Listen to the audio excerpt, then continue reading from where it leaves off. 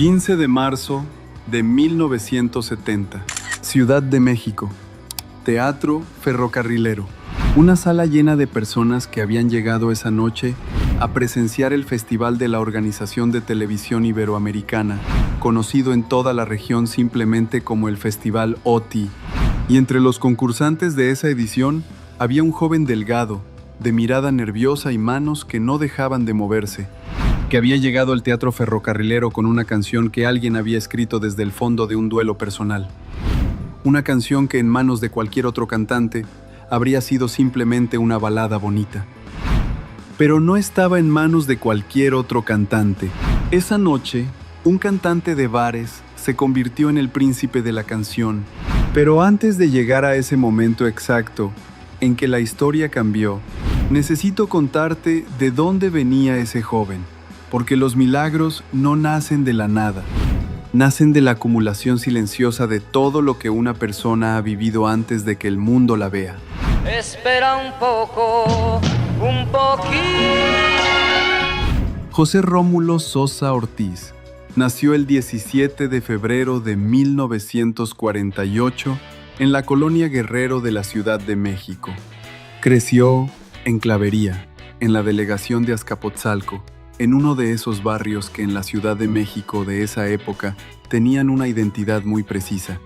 No eran los barrios del privilegio ni los barrios de la miseria extrema, eran los barrios de la dignidad trabajadora, donde las familias tenían lo suficiente para vivir, pero no lo suficiente para no preocuparse. Su padre era José Sosa Esquivel, tenor de formación clásica que había tenido en algún momento la posibilidad de una carrera musical seria y que por distintas razones, entre ellas una relación con el alcohol que se fue volviendo cada vez más complicada, no pudo sostener esa posibilidad. Era un hombre que cargaba el peso específico de quien sabe exactamente lo que podría haber sido y que no pudo serlo. Su madre era Margarita Ortiz, pianista con una musicalidad natural y una vocación pedagógica que convirtió el hogar familiar en un espacio donde la música era tan cotidiana como el desayuno. Era ella quien mantenía viva la llama del arte en esa casa, quien enseñaba, quien tocaba, quien creía que la música era una herramienta de dignidad y no solo un oficio. Entre esos dos polos, el padre de talento frustrado y la madre de vocación persistente, creció el joven José Rómulo.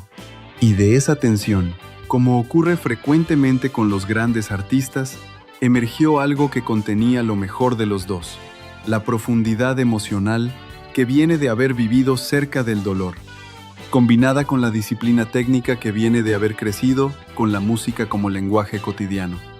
Desde adolescente tocó el contrabajo, luego la guitarra, luego comenzó a cantar, y fue en ese momento cuando todos los que lo escucharon por primera vez entendieron que estaban ante algo diferente.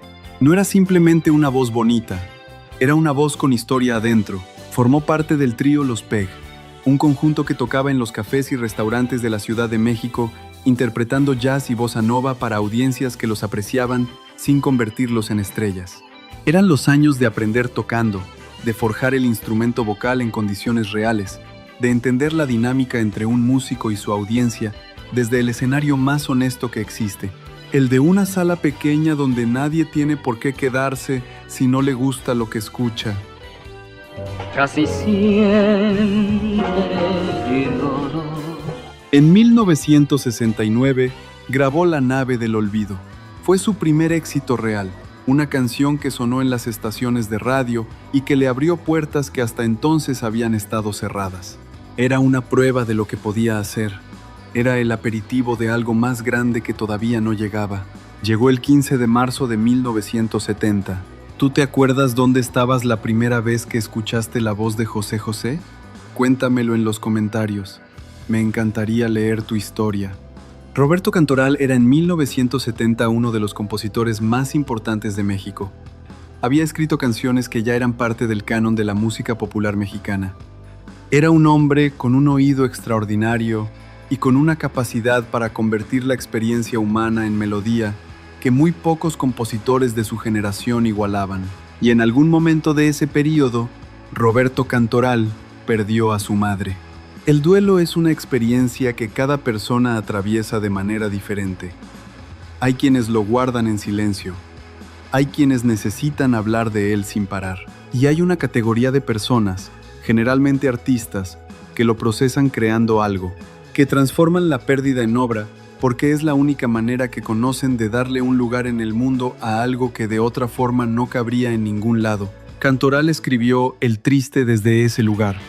No la escribió para hacerse famoso, no la escribió pensando en festivales ni en concursos, la escribió porque necesitaba escribirla, porque el duelo le pedía palabras y melodía, y él se los dio con la honestidad total de alguien que no está actuando, sino describiendo lo que siente.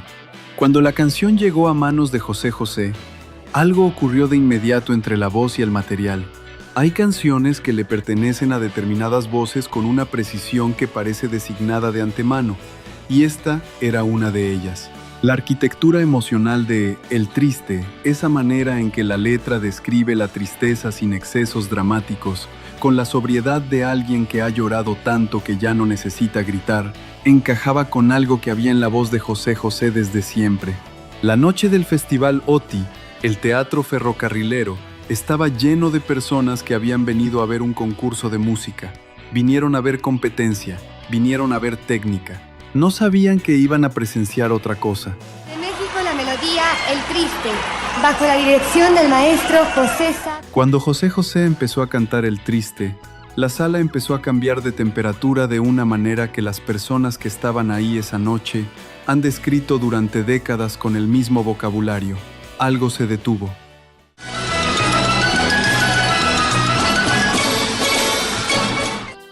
Algo en el ambiente de la sala, en la respiración colectiva de cientos de personas que sin coordinarse ni ponerse de acuerdo empezaron a contener el aliento, como si el cuerpo de cada uno de ellos supiera antes que la mente que estaba ocurriendo algo que no debía interrumpirse. Y entonces llegó la nota final. Ayúdame a vivir. En la música vocal hay un concepto que los técnicos llaman nota sostenida. La capacidad de mantener una nota con precisión de afinación y control de volumen durante un periodo prolongado. No es simplemente abrir la boca y hacer durar el sonido. Es un ejercicio de dominio total del instrumento vocal que requiere entrenamiento, capacidad pulmonar, control del diafragma y una concentración que no puede dividirse ni un instante. Y vuelva a verte después. No. La nota final de El Triste que José José sostuvo esa noche es uno de los momentos más documentados y más analizados de la historia de la música popular mexicana. Los que estaban ahí dicen que duró más de lo humanamente esperado, que en el momento en que debería haber terminado, siguió, y en ese instante algo en la sala se rompió. Angélica María, que estaba sentada en la primera fila esa noche como parte del público del festival, ha contado en múltiples ocasiones lo que sintió cuando escuchó esa nota. No usó vocabulario técnico. Dijo que se le hizo un nudo en la garganta que no pudo deshacer. Dijo que las lágrimas llegaron antes de que ella tuviera tiempo de decidir si llorar o no. Eso es lo que hizo esa nota. Llegó antes de que la decisión fuera posible. Cuando la canción terminó, el Teatro Ferrocarrilero respondió con la ovación más larga que ese escenario había escuchado en su historia. Hubo claveles lanzados al escenario. Hubo gritos. Hubo personas de pie que no se sentaron hasta mucho después de que el escenario quedó vacío.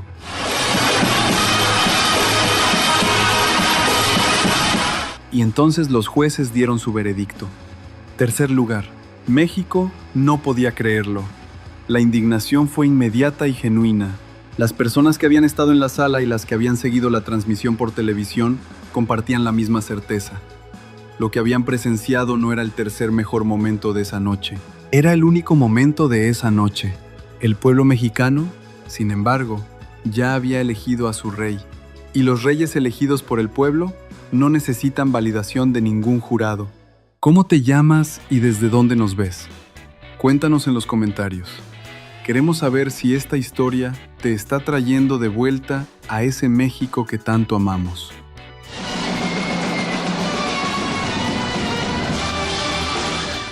Lo que ocurrió después del Festival OTI desafió completamente la lógica convencional de cómo se construye una carrera musical.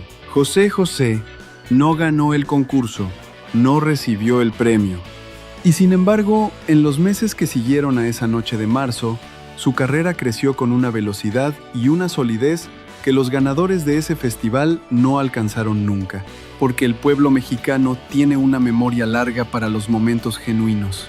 La fama de José José se extendió por el territorio mexicano primero, con esa mecánica orgánica que tiene la música cuando la gente la adopta de verdad, de boca en boca, de radio en radio, de fiesta en fiesta, y luego cruzó las fronteras con la naturalidad de algo que no necesita traducción porque habla directamente a un lugar de la experiencia humana que no tiene idioma específico.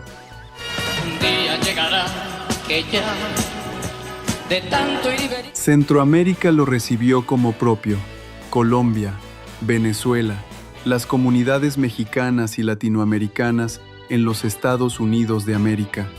En todos esos lugares, la voz de José José encontró el mismo eco que había encontrado en el teatro ferrocarrilero. Hay una razón específica para ese fenómeno que merece ser explicada con claridad. José José le dio permiso a los hombres mexicanos de llorar.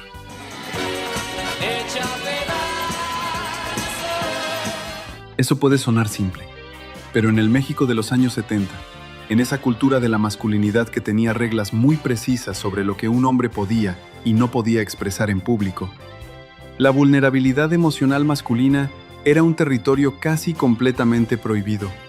Los hombres no lloraban, los hombres no hablaban de sus heridas de amor, los hombres no admitían que una ruptura los había destrozado.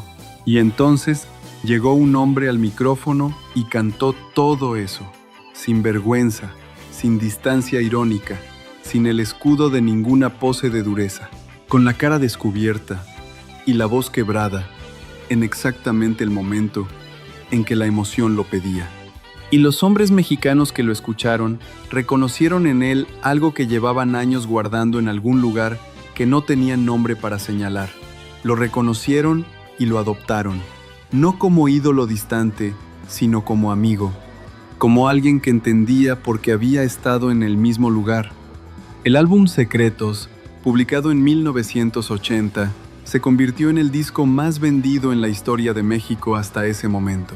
Un récord que tardó muchos años en ser superado. Las giras internacionales llenaban teatros y auditorios, y cada vez que José José aparecía en un escenario, el público respondía con esa mezcla de júbilo y emoción contenida que caracteriza a los artistas que no solo entretienen, sino que sanan. Hay canciones que pertenecen a su época, que cuando las escuchas décadas después, son como una fotografía sonora. Te dicen exactamente cómo sonaba el mundo en ese instante, pero no tienen nada que decirte sobre el mundo de hoy.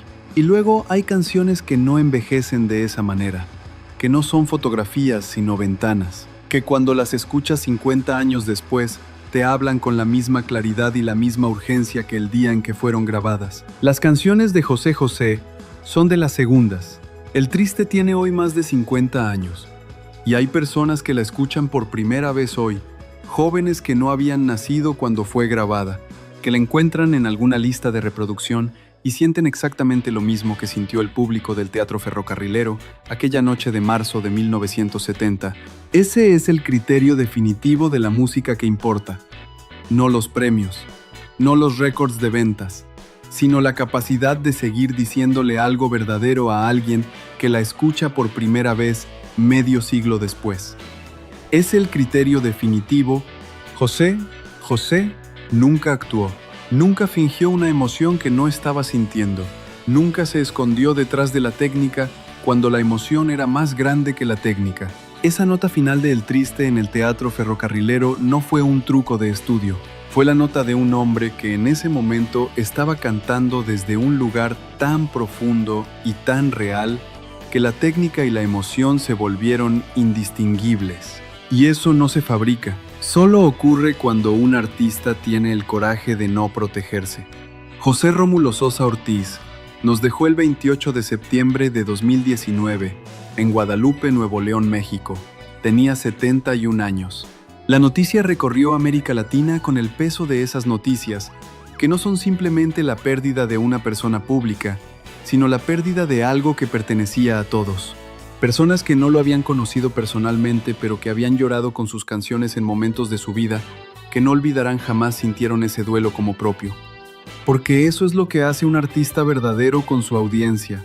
No los convierte en fanáticos, los convierte en deudores de una experiencia emocional que no habrían podido tener solos.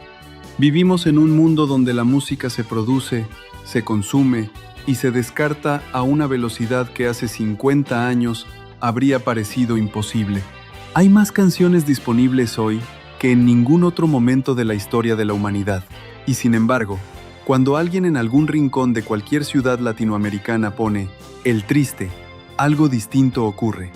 Algo que tiene que ver con la diferencia entre la música que se hace para ser consumida y la música que se hace para ser sentida. La música de José José fue hecha para ser sentida, y por eso sigue siendo el refugio de quienes han perdido un amor o un ser querido, 50 años después de aquella noche en que un joven delgado de mirada nerviosa subió al escenario del Teatro Ferrocarrilero y detuvo el tiempo con la última nota de una canción que alguien había escrito desde el fondo de un duelo. El pueblo mexicano eligió a su rey esa noche, y los reyes verdaderos no se van cuando mueren. Se quedan en la voz que sigue sonando, se quedan en la nota que sigue flotando, se quedan en el silencio que viene después, cuando la canción termina y nadie en la sala se atreve a hablar todavía. Gracias por acompañarnos en este viaje al corazón de la música que nos hizo quienes somos.